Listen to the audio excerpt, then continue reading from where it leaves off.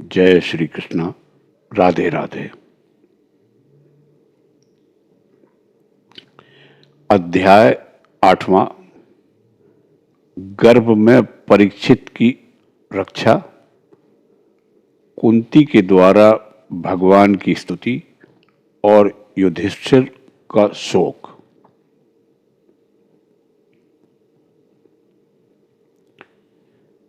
श्री सूत जी कहते हैं,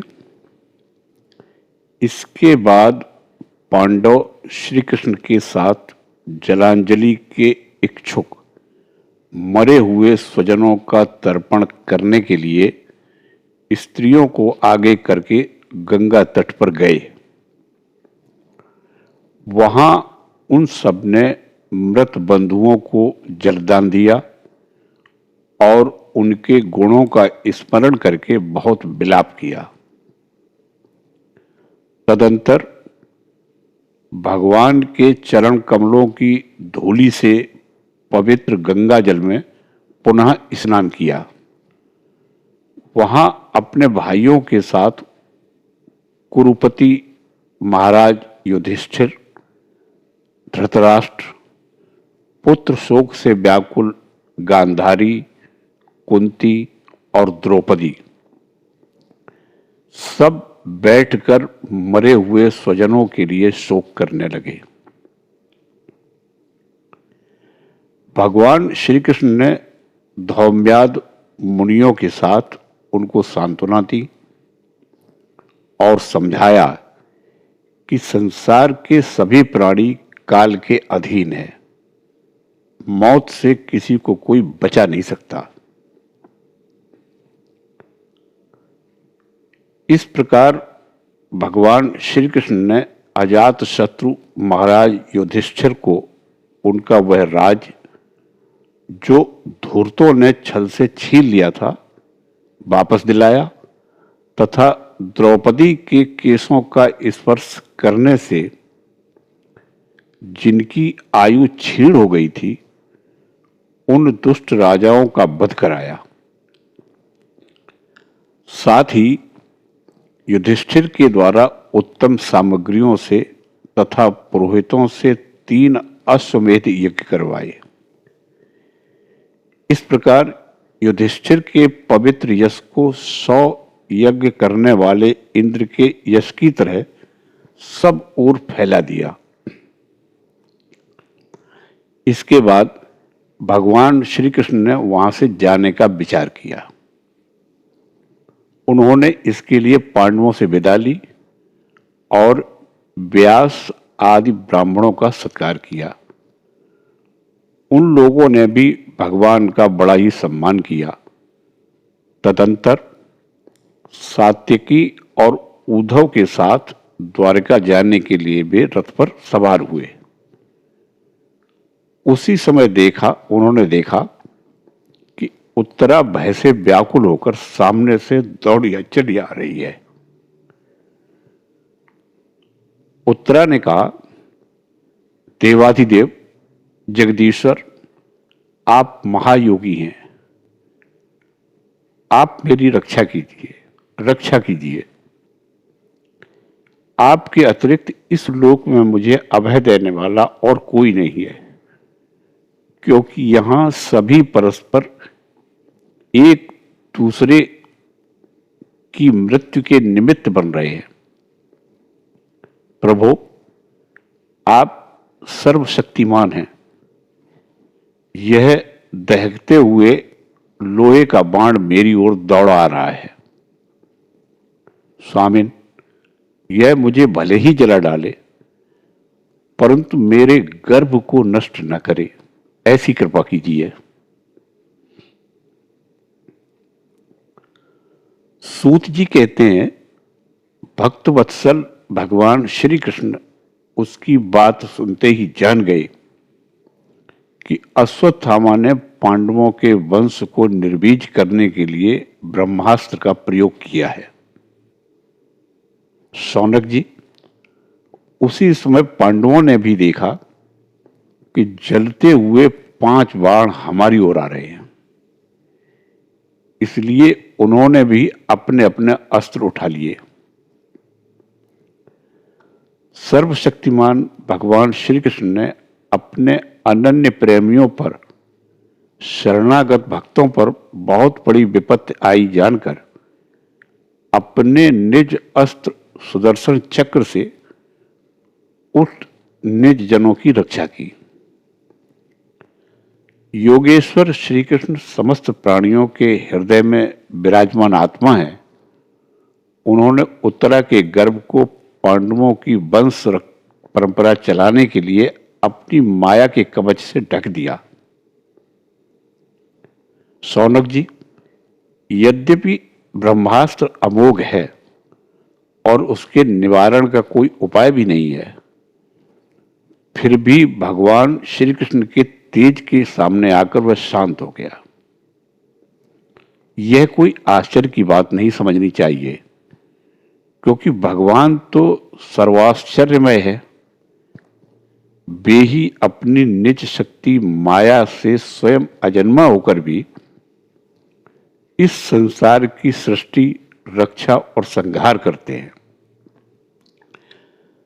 जब भगवान श्री कृष्ण जाने लगे, तब ब्रह्मास्त्र की ज्वाला से मुक्त अपने पुत्रों के और द्रौपदी के साथ सती कुंती ने भगवान श्री कृष्ण की इस प्रकार स्तुति की। कुंती ने कहा, आप समस्त जीवों के बाहर और भीतर एक रस स्थित हैं, फिर भी इंद्रियों और वृत्तियों से देखे नहीं जाते, क्योंकि आप प्रकृति से परे आदि पुरुष परमेश्वर हैं। मैं आपको नमस्कार करती हूं। इंद्रियों से जो कुछ जाना जाता है, उसकी तह में आप विद्यमान रहते हैं और अपनी ही माया के पर्दे से अपने को ढके रहते हैं। मैं अबोध नारी आप अविनाशी पुरुषोत्तम को भला कैसे जान सकती हूं? जैसे मूढ़ लोग दूसरा भेष धारण किए हुए नट को प्रत्यक्ष देखकर भी नहीं पहचान सकते, वैसे ही आप दिखते हुए भी नहीं दिखते।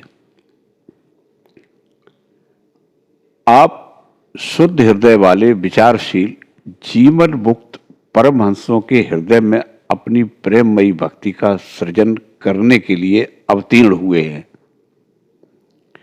फिर हम अल्पबुद्धि स्त्रियां आपको कैसे पहचान सकती हैं? आप श्री कृष्ण, वासुदेव, देवकी नंदन, नंद गोप के लाडले लाल गोविंद को हमारा बारंबार प्रणाम है,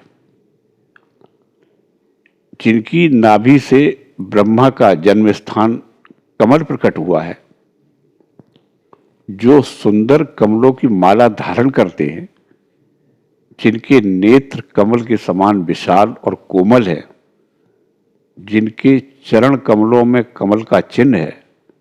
श्री कृष्ण, ऐसे आपको बार बार नमस्कार है। ऋषिकेश, जैसे आपने दुष्ट कंस के द्वारा कैद की हुई और चिरकाल से शोकग्रस्त देवकी की रक्षा की थी, वैसे ही पुत्रों के साथ मेरी भी आपने बार बार विपत्तियों से रक्षा की। आप ही हमारे स्वामी हैं, आप सर्वशक्तिमान हैं। श्री कृष्ण, कहां तक गिनाऊं? विष से, लाक्षागृह की भयानक आग से, हिडिंब आदि राक्षसों की दृष्टि से, दुष्टों की द्यूत सभा से, वनवास की विपत्तियों से और अनेक बार के युद्धों में अनेक महारथियों के शस्त्रास्त्रों से और अभी अभी इस अश्वत्थामा के ब्रह्मास्त्र से भी आपने ही हमारी रक्षा की है।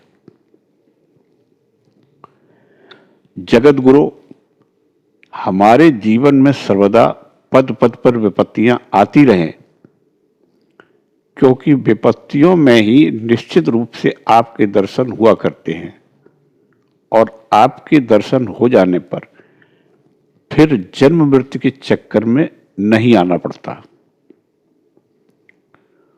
ऊंचे कुल में जन्म, ऐश्वर्य, विद्या और संपत्ति के कारण जिसका घमंड बढ़ रहा है, वह मनुष्य तो आपका नाम भी नहीं ले सकता, क्योंकि आप तो उन लोगों को दर्शन देते हैं जो अकिंचन हैं।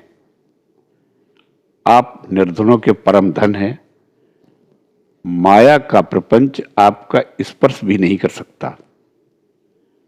आप अपने आप में ही विहार करने वाले परम शांत स्वरूप हैं।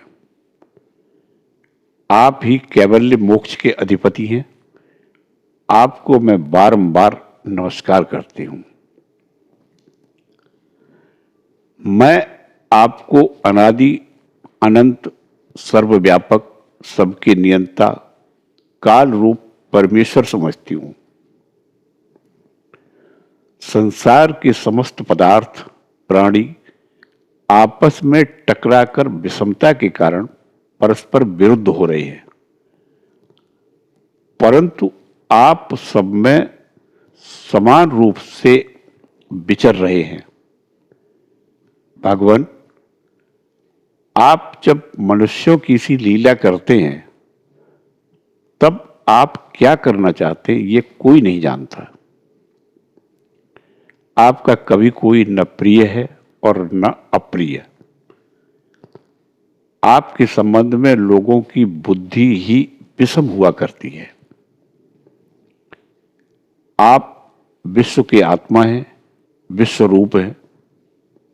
न आप जन्म लेते हैं न कर्म ही करते हैं, फिर भी पशु, पक्षी, मनुष्य, ऋषि, जलचर आदि में आप जन्म लेते हैं और उन योनियों के अनुरूप दिव्य कर्म भी करते हैं। यह आपकी लीला ही तो है। जब बचपन में आपने दूध की मटकी फोड़कर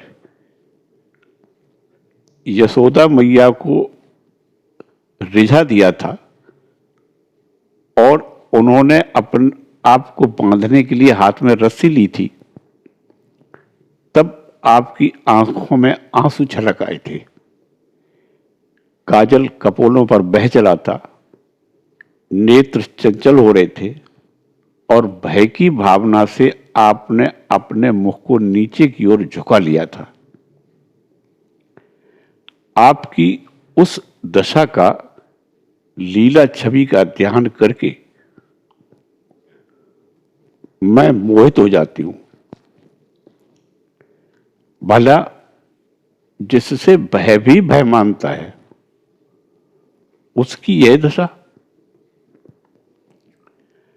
आपने अजन्मा होकर भी जन्म क्यों लिया है, इसका कारण बतलाते हुए कोई कोई महापुरुष यूं कहते हैं कि जैसे मलयाचल की कीर्ति का विस्तार करने के लिए उसमें चंदन प्रकट होता है, वैसे ही अपने प्रिय भक्त पुण्य श्लोक राजा यदु की कीर्ति का विस्तार करने के लिए ही आपने उनके वंश में अवतार ग्रहण किया है।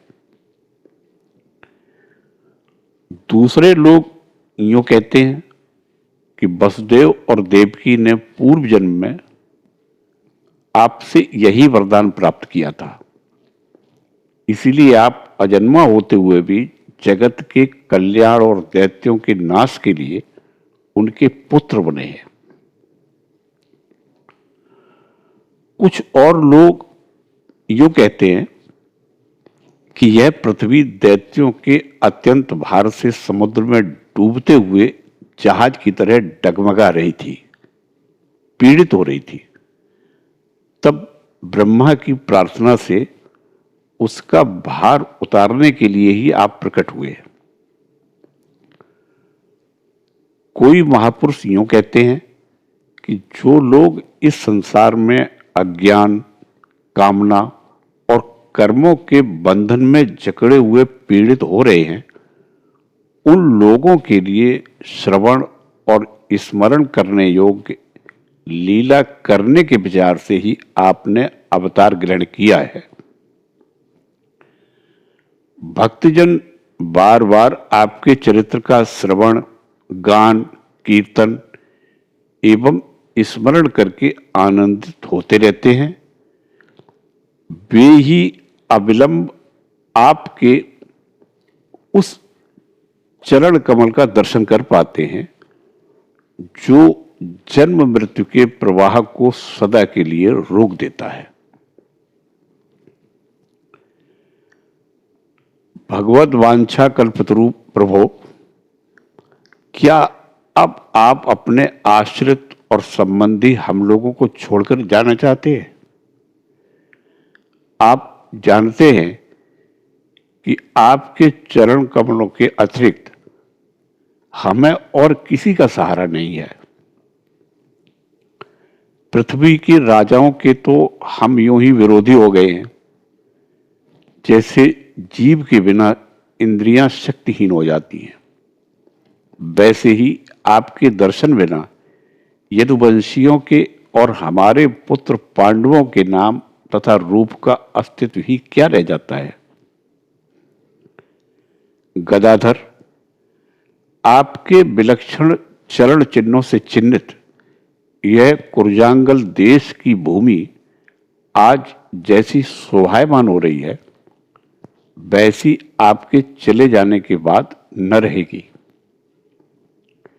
आपकी दृष्टि के प्रभाव से ही यह देश पकी हुई फसल तथा लता वृक्षों से समृद्ध हो रहा है। ये वन, पर्वत, नदी और समुद्र भी आपकी दृष्टि से ही वृद्धि को प्राप्त हो रहे हैं। आप विश्व के स्वामी हैं, विश्व के आत्मा हैं और विश्व रूप हैं। यदुवंशियों और पांडवों में मेरी बड़ी ममता हो गई है। आप कृपा करके स्वजनों के साथ जोड़े हुए इस स्नेह की दृढ़ फांसी को काट दीजिए।